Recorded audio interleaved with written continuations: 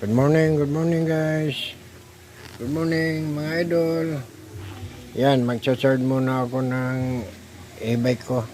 Hindi ko kasi na-charge kagabi. Yan, ito ang charger ko po mga idol. Yan, charger ko yan. Isaksak ko muna. Yan, iilaw na yung charger ko. Tapos dito ko siya isaksak.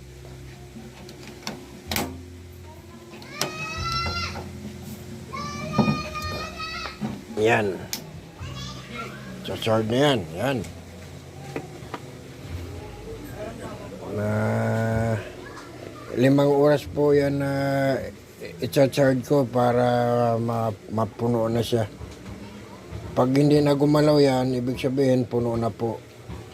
Pwede na ibiyahe.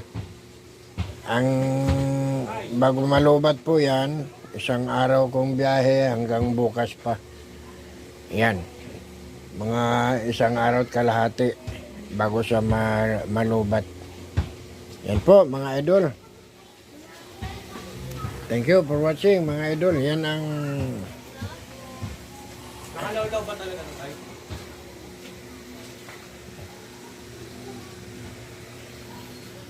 Thank you mga idol.